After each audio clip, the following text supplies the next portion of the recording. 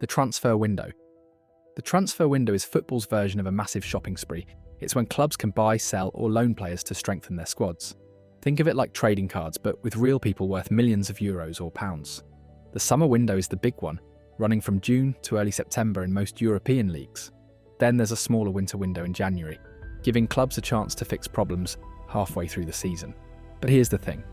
Once these windows close, that's it. No more shopping until the next one opens. This creates the famous deadline day chaos where clubs scramble to complete last-minute deals before the clock strikes midnight. Different leagues have slightly different dates. The Premier League, La Liga, Serie A, and Bundesliga usually close their summer window in early September, while League One might close a day earlier. This matters because if you're trying to sell a player to France but the French window closes before yours, you're out of luck. How transfers actually work. When a club wants to sign a player who's under contract with another team, they can't just take them. First, they need to agree on a transfer fee with the player's current club. This is basically compensation for breaking the contract early. Let's say Manchester City wants to sign a striker from Tottenham. They might offer £80 million. If Tottenham thinks their player is worth £100 million, they'll reject it. This back and forth negotiation continues until both clubs agree on a price, or the deal collapses. Some players have release clauses in their contracts. These are pre-agreed amounts that, if offered, force the club to accept. When Manchester City signed Erling Haaland from Borussia Dortmund in 2022, they triggered his £51 million release clause. Dortmund couldn't refuse, even if they wanted to keep him. Once the clubs agree on a fee, the player needs to agree to personal terms. This includes salary, bonuses, contract length, and sometimes image rights. Even if clubs agree on everything, the player can still say no if they don't like the offer. The final step is the medical test. The buying club examines the player to check for injuries or health issues. If they find something concerning, they might back out of the deal or try to negotiate a lower fee. Remember when Liverpool almost signed Nabil Fekir from Lyon in 2018? The deal collapsed at the medical stage due to concerns about his knee. Transfer rules that keep things fair. Football has rules to prevent the richest clubs from hoarding all the talent. Financial fair play, FFP, is the big one. It stops clubs from spending way more than they earn. If you break these rules, you face fines, transfer bans, or even point deductions. In 2022, Barcelona struggled to register new signings like Robert Lewandowski because their wage bill exceeded La Liga's financial limits. They had to sell club assets just to register their new players. Registration rules are another limitation. Most leagues have squad size limits. The Premier League allows 25 players, with at least 8 being homegrown, trained in England for 3 years before turning 21. This forces clubs to develop local talent instead of just buying foreign stars. The loan system lets clubs temporarily send players to other teams. It helps young players get experience, or gives unwanted players a chance to rebuild their value. However, there are restrictions here too. Premier League clubs can only loan out 6 players at once to foreign clubs, and only 2 players to the same Premier League club. Chelsea famously had over 40 players out on loan in 2018, which led to stricter regulations being introduced. Now, from the 2024/25 season, clubs can only have 21 players aged 22 or over out on loan at any one time. Record-breaking transfers. The most expensive transfer ever remains Neymar's €222 million move from Barcelona to PSG in 2017. PSG actually paid his release clause directly, shocking the football world. The second highest is Kylian Mbappé, who cost PSG €180 million from Monaco. In the Premier League, the record is Jack Grealish's £100 million move to Manchester City in 2021, narrowly beating the £97.5 million Chelsea paid for Romelu Lukaku that same summer. Deadline day creates its own drama. Arsenal signed Thomas Partey in 2020 by triggering his €50 million release clause with just minutes to spare. Manchester United famously signed Radamel Falcao on loan at 1:30 a.m. in 2014, after the deadline had technically passed. Some clubs are known for their spending power. Since 2003, Chelsea has spent over £2 billion on transfers under Roman Abramovich's ownership.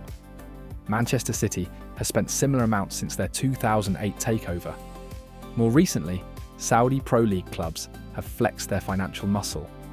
with Al Hilal paying €90 million for Neymar in 2023. The Bosman ruling. Before 1995, even if a player's contract expired, clubs could still demand a transfer fee.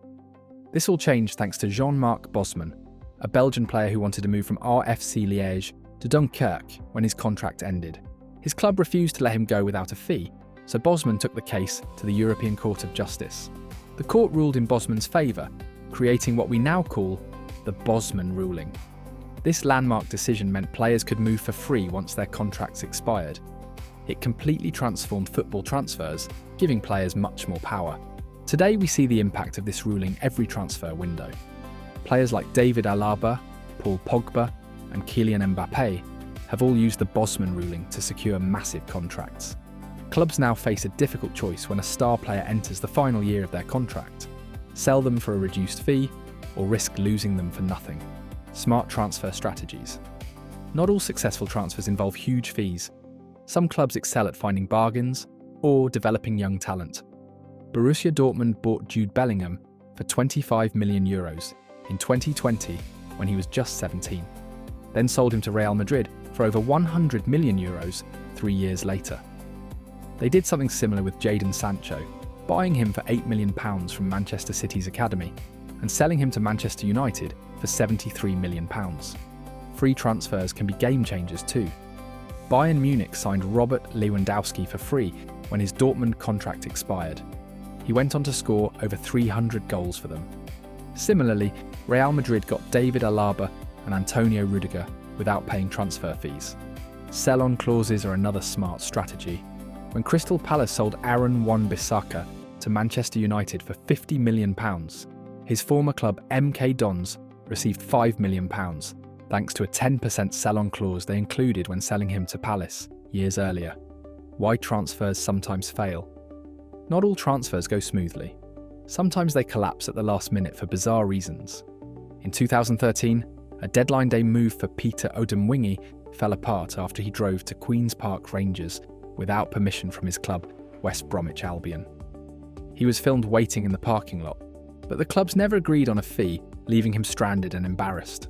David De Gea's transfer from Manchester United to Real Madrid in 2015 failed because the paperwork wasn't submitted before the Spanish deadline. A faulty fax machine was reportedly to blame. Sometimes players themselves cause problems. In 2017, Barcelona thought they had signed Antoine Griezmann after he announced his departure from Atletico Madrid in a documentary called The Decision.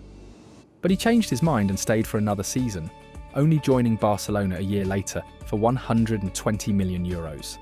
Transfer bans and punishments. When clubs break transfer rules, the consequences can be severe. Chelsea received a 2-window transfer ban in 2019 for breaching regulations regarding the signing of minors. They couldn't register new players for an entire year. Barcelona faced a similar ban in 2014 for the same reason. Manchester City narrowly avoided a Champions League ban in 2020 after being accused of inflating sponsorship deals to circumvent financial fair play rules. These punishments show how seriously governing bodies take transfer regulations. The rules exist to maintain competitive balance and protect young players from exploitation. The future of transfers. Transfer fees keep rising, but there are signs of change. More players are running down their contracts to move for free, giving them leverage for higher salaries and signing bonuses.